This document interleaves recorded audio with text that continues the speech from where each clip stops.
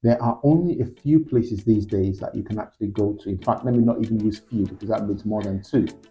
There's one main place, Okay. perhaps a couple, but Okay. one main place Okay. that you can actually go to within the UK for Okay. funding, Okay. and it's called the Government Startup Loan. Okay. Hi guys, and welcome back to my channel, The Breakout Room, where we get to speak to entrepreneurs who share their journeys, what inspired them to start their businesses, their successes, and of course, their challenges, and some of the skills that we can learn from them. So today I have with me Mr. Remi, and I'll get him to introduce himself. Hi guys, good morning, good afternoon, good evening, depending on what time you're watching this today. My name is Remi Okeshola. I run a company called RBSS Consulting. It's a business startup organization, and we help new businesses to start right and existing ones to grow or grow profitably. Oh, great. Thank you very much for that introduction. And isn't it a pleasure that we actually have somebody here who will actually help you to get funding for your business? So there's no excuse for you not to start your business because you've got people who can help you with funding. So can I ask, so you talked about your business. What actually inspired you? What's your background? Wow, okay. I studied economics for a first degree, so that kind of was part of my inspiration. And then I went on to do an MBA afterwards. However, I didn't start in that particular field. I started, funny enough, in the third sector. Oh, yeah. I started my profession in the third sector. So even though I studied economics, I started in the third sector, meaning a charity, Yeah. a charitable organization. But the charitable organization that worked for was quite entrepreneurial, i.e., the person who ran it was very entrepreneurial. In fact, he a chap called Simon Pellew, based in Peckham, and the company was called Pecan at the time. But a great organization. He had an MBA, so he was running the charity as if it was an actual business. Oh, great. So, and that was a great inspiration. Okay, great. Thank you very much for that. So that kind of then led you to start up this business. So what kind of funding do you offer? So if, say for instance, I was a business and I came to you, say I'm selling clothes and I wanted to raise money. Yeah. What would that look like? What's the process? It's a very good question because funding looks very different in different seasons. Yeah. I can give you an answer now that is going to be different from an answer I would have given you 5 years ago, because the funding landscape always changes itself. But if it's a startup, the first kind of things that we tend to do is do what we call a diagnostic of the business itself. I want to understand what funds you have yourself, what skin in the game you actually have. But let's just make an assumption that you are started from ground zero. I.e., you have no money at all. There are only a few places these days that you can actually go to. In fact, let me not even use few because that means more than two. There's one main place, perhaps a couple, but one main place that you can actually go to within the UK for funding, and it's called the Government Startup Loan. Okay, it's a very popular one. People have heard about it, but it's very popular, but it's not easy to get at all. It's quite a cumbersome process to get it because it involves business planning and financials, but that's what we then help our clients to do. That's where we add value because that's what we're very good at doing itself. But that's with startups. So with startups, so that's a great answer. I actually know about the startup loans. They've been around for a while and it used to be easy until they had a lot of defaults. Absolutely. It got mad. So with the startup, what was it? I was going to ask a question about the startup loans. So those are for those who are just starting up their business. And what's the minimum, maximum that they can get? Is there a minimum, max? There is a minimum. Sorry, there is no minimum, but there is a maximum that you can get. And it's not just, it depends on how you define a startup. Startup loans and many companies, not just startup loans, define a startup of between the age of 0 and 3 years old. So you could have started the business, been running, test trading your post revenue as opposed to pre-revenue, as long as you're not more than 3 years old.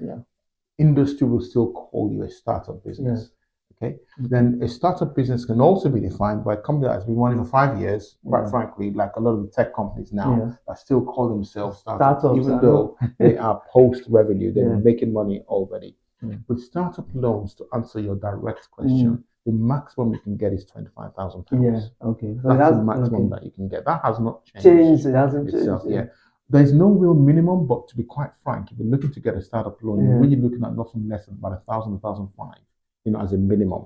Okay. If you're coming for £500, the amount of work that is involved in it, and you might as well just ask your grandparents, not your parents, for money.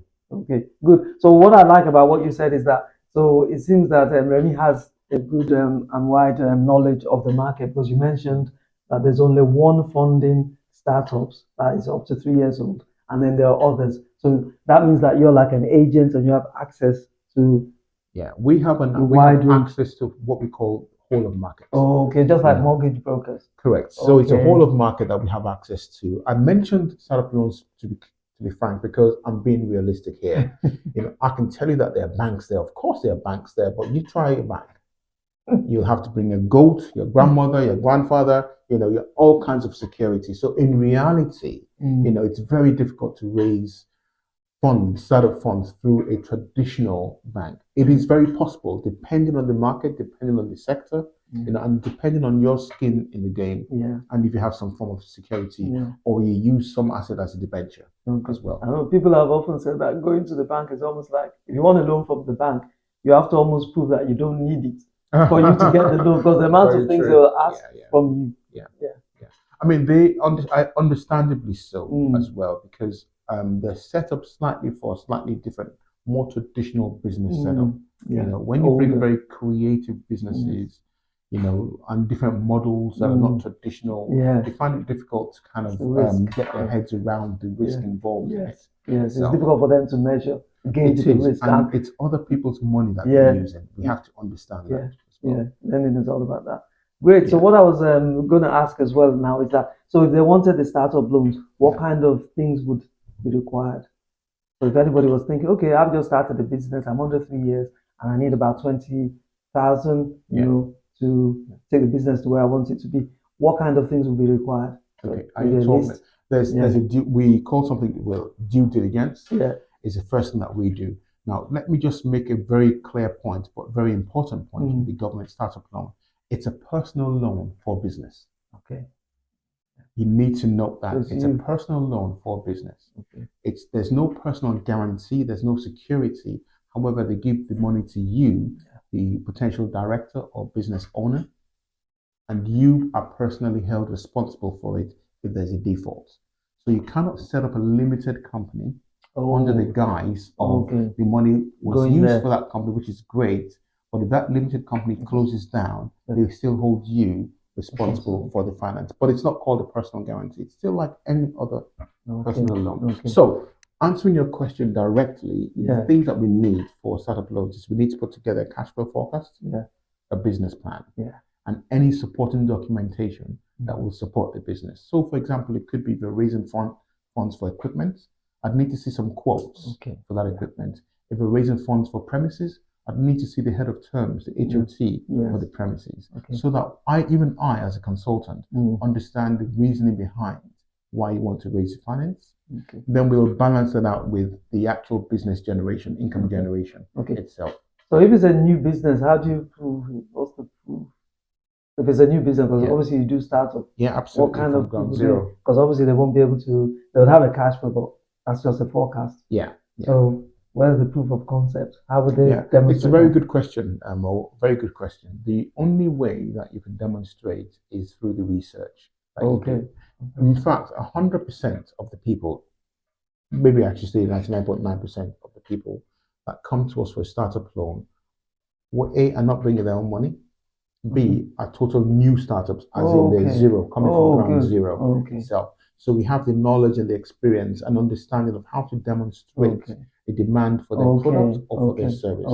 So we help with that research around the demand. What is the potential demand for that product? Sometimes we use existing similar products that are in the market and do some research around those.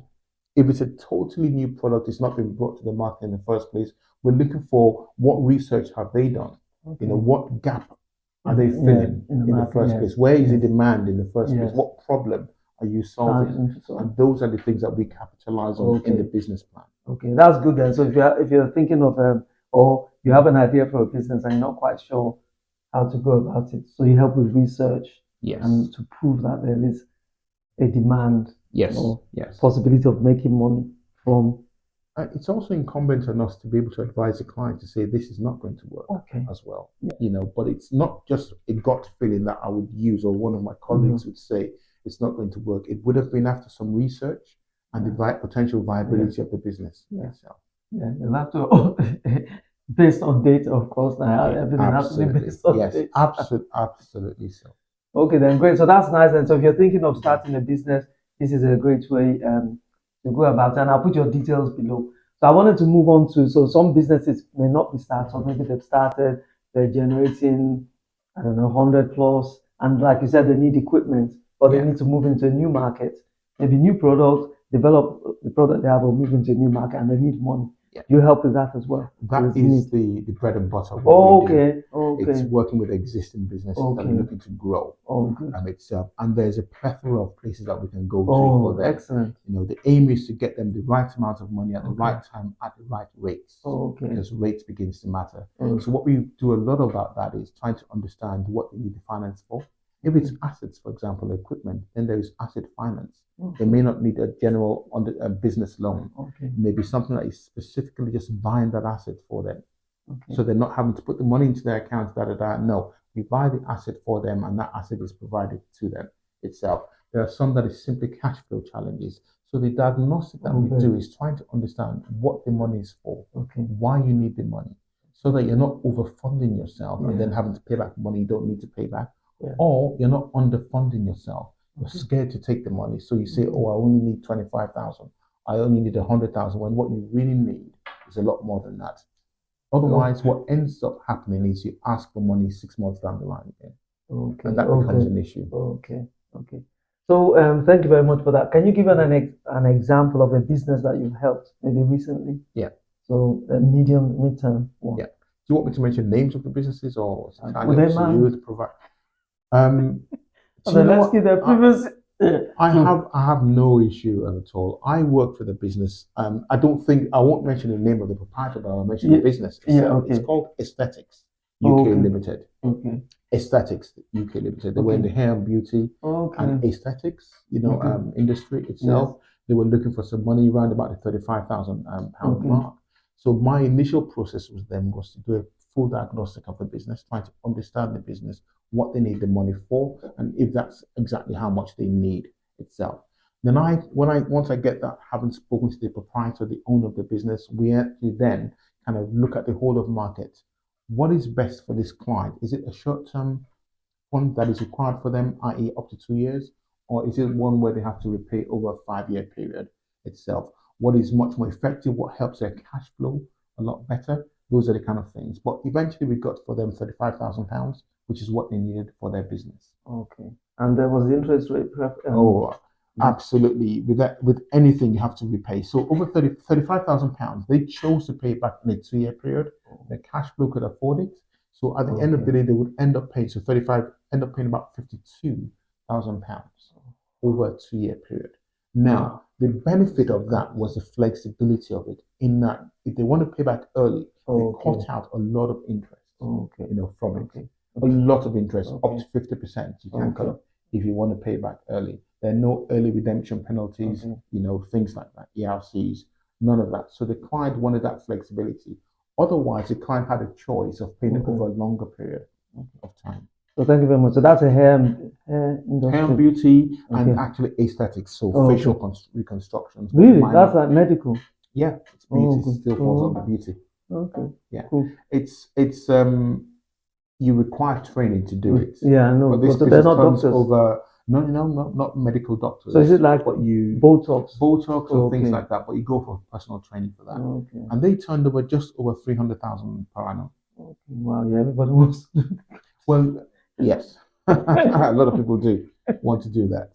Okay, that's great. So what I was gonna ask you, what kind of businesses do you cover? Is it any business? Yeah, we are sector agnostic. The only businesses that we don't really deal much with is the manufacturing industry. Okay.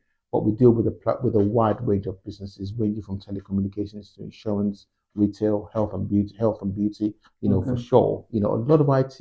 IT startups as well. We love the creative industry. That's cool. And then the IT industry, we love that. Thank you very much. That's been very illuminating. So what I wanted to find out is the challenges you face Yeah. So have you faced any challenges in the business itself?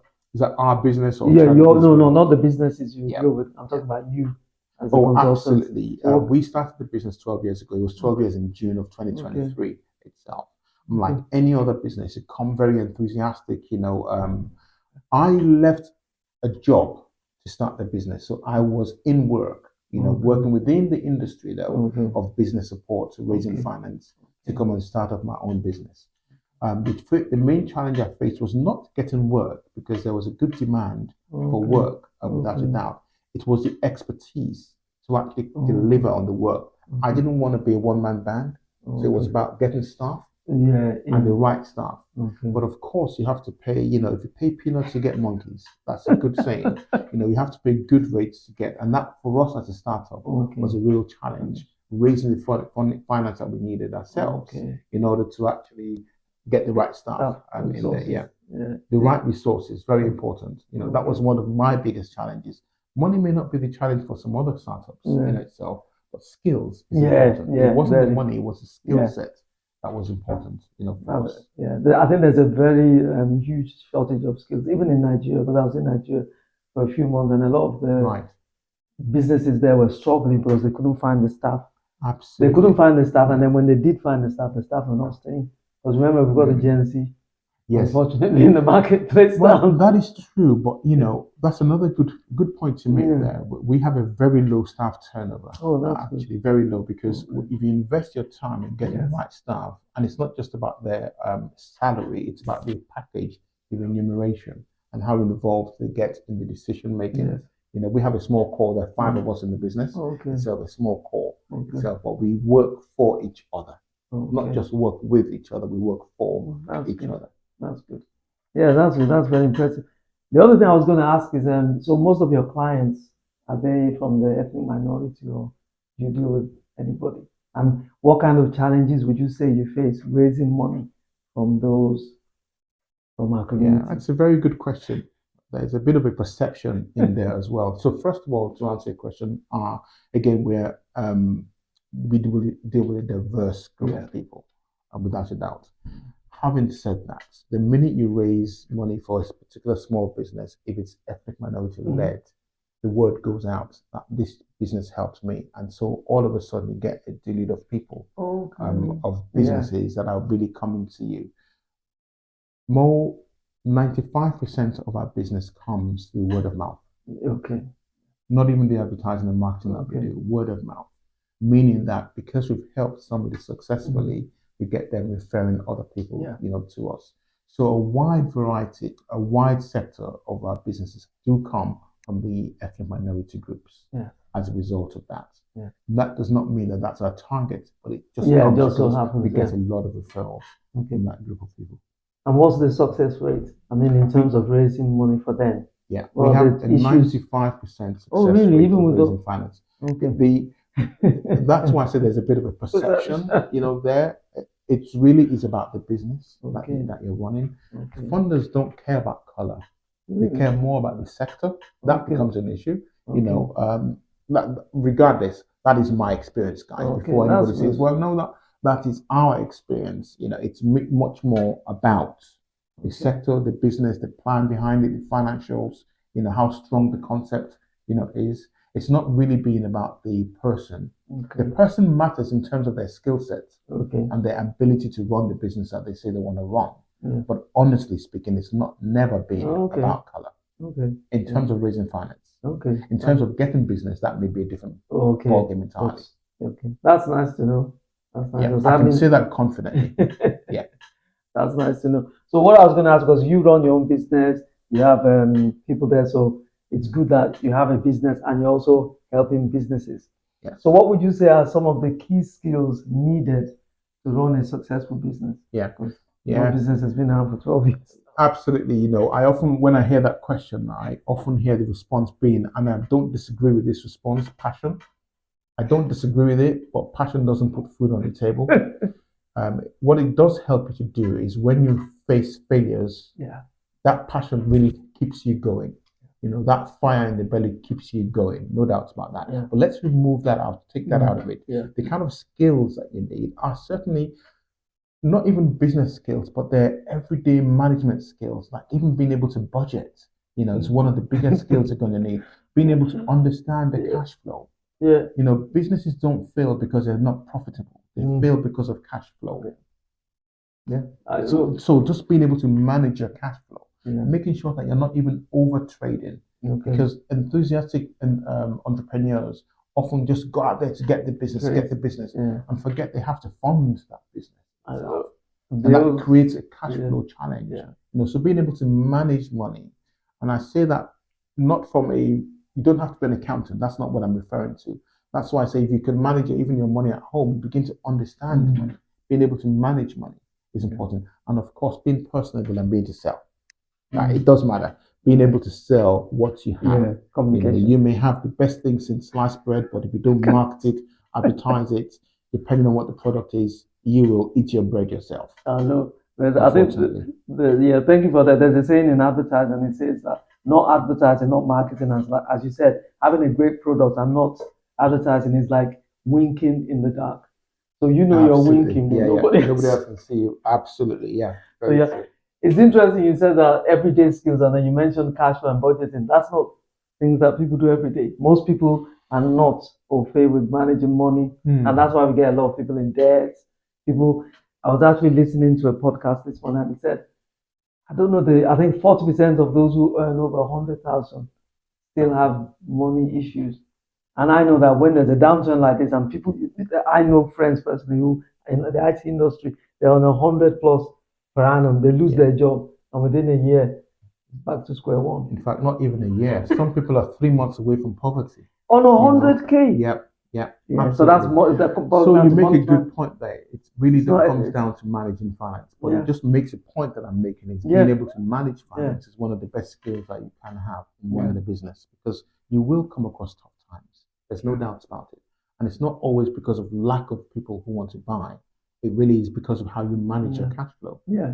And sometimes it could be just as simple as separating your personal expenses from your business expenses, because people tend to put them all together. That's a they don't know when they're making big point you make there. Mo, that's and thanks for bringing that up, because I come across that quite a number of times. One of the things that we look at, let me go back to the startup loans. They look at your personal financials, itself, and you see real mismanagement of financials. That some people have started a business, but their current account is their business account, and so you can't separate either. So how much do you spend on stock? How much do you spend on you can't really separate it. And unfortunately that becomes a big problem. When you want to go forward. Because I understand why people might do that, because they think, I don't have enough money, but that's okay, because if you have a business account, you can still transfer money from your personal in there, but at least you have a tab, and that's like you're investing in your business, but at least you can see the track rather than just putting it all together, because and one of the tricks of the trade in terms of having the accounts, first of all, it's not as difficult as it was before to get a business account. There are quite a number of online accounts now, online business accounts I'm referring to, without trying to sell other people's goods. There is there's Starling, there's Tide. Those are really good business accounts that you can get online itself. But the important thing is, even if you can't get a business account for whatever reason, I'll often say to a person, not that I want them to continue to use it, but do you have a personal account that you don't really use? Or open up a personal account and just use that temporarily to separate your income from business from your personal expenses. That's the only temporary fix that I suggest. So if people wanted to reach out to you, where would they find you? So our website is the best place to go, because it's very informative. We'll put that in the comments. And it's just www.rbssconsulting.co.uk or .com. But you'll have that in the comments. So I'll put that down there. So thank you very much, Remi. It's been great having you, and I'm sure you guys have learned quite a lot. And then, like I said earlier, the contact details will be down below. So we're gonna end this video here, and then we're gonna have Remi back, because he's also an Amazon entrepreneur, and I know a lot of you will be interested in that. So stay tuned, and thank you very much. Thank you.